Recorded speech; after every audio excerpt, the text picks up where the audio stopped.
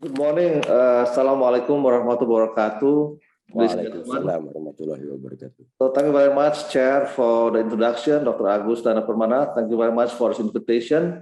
So I would like to highlight some insights about how industries and universities can collaborate or synergize with respect to sustainable manufacturing capacity with respect to this ABG, or let's say academic, business, and community or government models.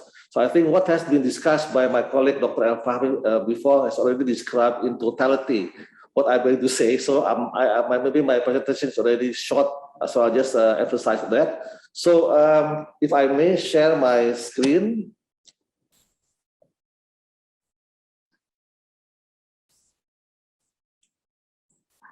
I hope you can see my screen now, Pak. Yes. Thank you. So firstly, thank you very much for inviting Bio Farma to contribute in this very highly esteemed international conference. So actually my CEO was supposed to be presenting, but he has to attend a very important meeting with the Ministry of State on Enterprise this morning. So he has delegated this presentation to me. So as you know that in the pharmaceutical market trend, you see that there is a considerably extensive development of pharmaceutical products in the market. You see that the size of global markets, it can be chemical drugs and biologicals market has been going on quite steadily in the years from year to year. And you see that one of the most interesting part of this pharmaceutical product is biologicals. You see that there's an increase globally about $400 billion in terms of the product market itself. So we see that the growing demand for pharmaceutical products has been increasingly rising, particularly with several phenomena that we see in the world. If you see now the COVID pandemic has risen a concern and awareness of the use of pharmaceutical products both for healing and also for alleviating this disease. And on the right, as you see, the US biological market share, you see that based on several disorders, we see that the oncology has been the major attention with regards to increasing the product portfolio from years to years. So we see that non-communicable diseases now are steadily rising, with oncology being the prime concern in the community, with other disorders rising. So meaning to say that the overall pharmaceutical market has been growing, and we see that it is a very, very interesting and attractive sector for us to pursue with regards to our engagement with research and technology. Now, there are several characteristics of pharmaceutical industry which you already know. We see that the industry is highly competitive. We see a lot of industries pursuing activities relating to pharmaceutical activities where they compete in a very, very unique way. And we see several fragmented industry also joining the competition. We see also that the products that are being developed are very, very high risk development, because the environment for developing these products are quite risky with regards to outcome. As you know that when we go into development, we are not certain about the outcome. So this would be a very risky undertaking for industries if you were to be involved directly from the start of development. So a very, very risky development environment in the terms of the pharmaceutical industry. And because it is a pharmaceutical product, of course, the industry is very highly regulated with respect to production and also distribution of this product, because our FDA or BPOM would be very, very much wanting to see the safety, efficacy, and quality profile of the products that pharmaceutical industries are producing, because you see that the responsibility of this product goes into the end user or the consumers taking the product. We also see that the development of research activities for these products are quite long and time consuming because of several characteristic nature of this development phase. We see that it would be quite time consuming for us to develop such unique products in the industrial arena. High capital investments would be involved, because for specific products, we need specific facilities, If you go into biological products, if you're going to vaccines, we need also special biosafety level facilities, would of course increase the capital expenditure for us to go into products that are of high risk in terms of the production. The products are very, very scientific because we need scientific justification for its use, efficacy, the advantage of its use has to be scientifically rationalized to the regulators. And the end customers that will be using would depend on the type of drugs that they will be using. So we know that there are also prescribed drugs and also over-the-counter drugs that would be dependent on what type of kind of drugs can be used free for the consumers. So now, if you look into the challenges of the global pharmaceutical industry, we see that, first of all, we see a continual change in the regulatory aspects. So new regulatory guidelines have been evolving, which relate to industries to comply to new GMP principles, which in turn relate to the industries to improve their facilities to comply with the new guidelines. Of course, patent issues also be a challenge because some patents will be expiring, and this is only one challenge in terms of us continuing into the production phase.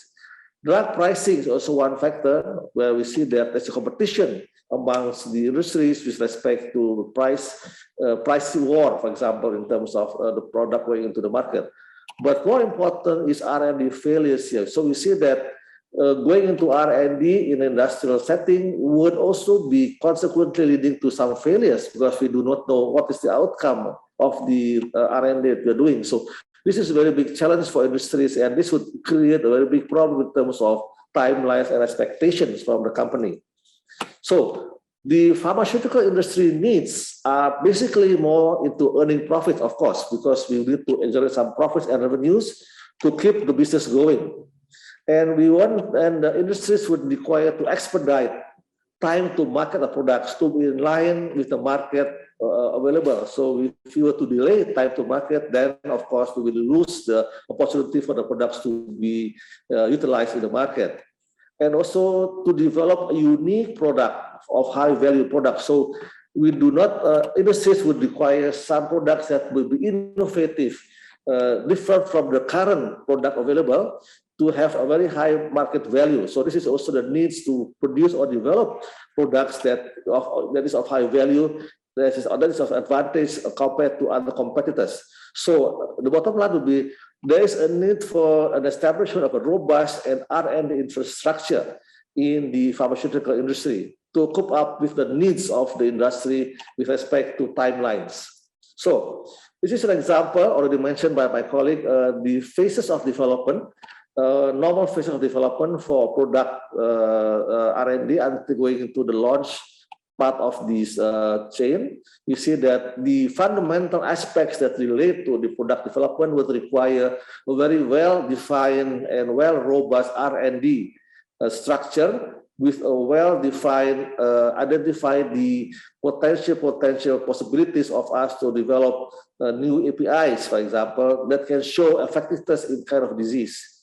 The next phase will require a proof of its safety in animals before we go into the complete clinical studies in humans, which lead to, of course, safety and also the aspect in regards to the effectiveness of the product that we are going to go.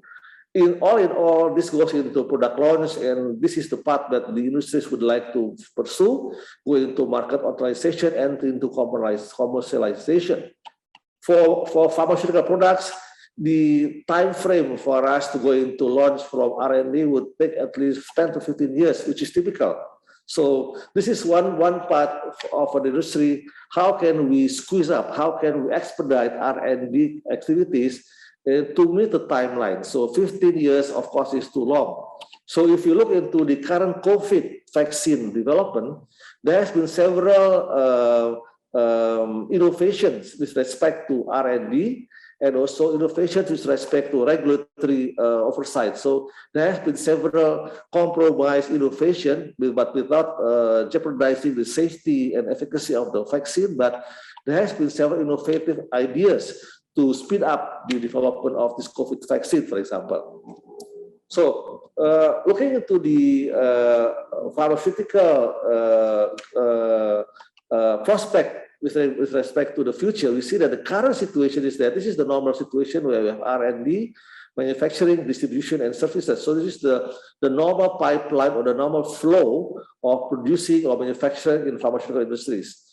But if you look into the future trends in the pharma technology, we see that it's more into more basic, fundamental immunotherapeutic genetic information that would require more advanced technology with respect to us going into research. And here, when we go into this area, we need a very, very well-defined, well-structured R&D to cope up with all the necessities for us to go into R&D in the area of immunotherapy, for example. So a very, very well-defined R&D is very much appreciated in the context of development in the pharmaceutical industry.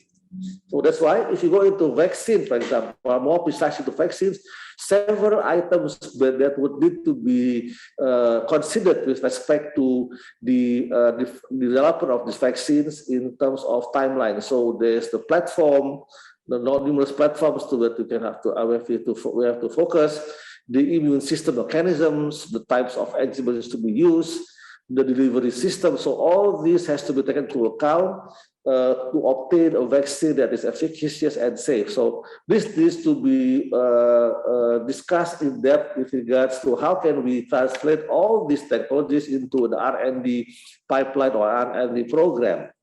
So if you look into the academia environment, we have a very well-defined professional teaching staff and professors that has the competency and the capability to scout for potential technology in the arena. We see also a good learning community. Enthusiasm from students and undergraduates would be a very, very advantageous undertaking for industries to see and to obtain some insights from these undergraduates. We see also that there is a knowledge heavy in science and technology universities. So this is very, very advantageous for industries to obtain more current situation with respect to science and technology in their respective fields. There's also a high interest in research engagement. So we see that universities are very much passionate to do research. This is one of the advantages that universities have. And also we see probably at some point support from the government in terms of the needs and necessities of academia with respect to activities relating to the university's activities. And of course, publications and journals would be also one point of interest in the university academic environment. So now we need to try to organize all this into what we call the triple helix model. And I see that from the academia's perspective, universities, we see that this is a very good source of obtaining new technology and new information that is highly required by industries. This is also a source of professional workforce. So we see that PhD students, PhD learning community would be very, very much appreciated as one of the supporting workforce for industry to conduct R&D. From the perspective of business, of course, industries would be the focal point or be the locus of production to take over R&D achievements for commercialization. Governments will also be required to provide policies and incentives to fully support the activities relating to universities and industrial synergism with respect to R&D collaboration. So what are the impacts of a university-industry collaboration? We see that there is also there are overlapping intention impacts that relates to both universities and industries, that there is also a sharing of infrastructure and labs. So we see that this will also relate to seeing into the advantages of each entity with respect to how can we facilitate, how can we maximize or utilize maximally what we have both from industries and universities. We see that also it will promote a high-level academy and also industry relationship with respect to the researchers in the university and also the lecturers and also students having the competency in engaging with the researchers of industries to discuss further activities relating to a research pipeline. We see also a harmonized research activities, so activities that are more structured and well-defined research programs can be defined in a synergetic way.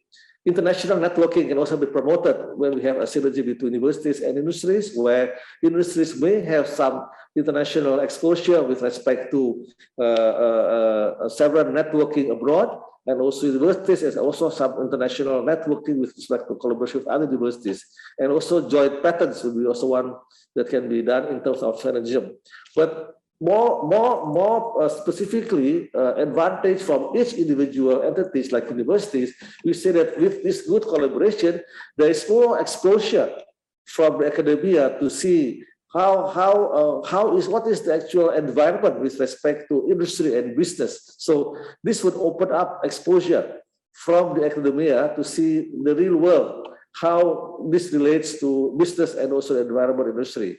Scientific publication will be more encouraged with this collaboration.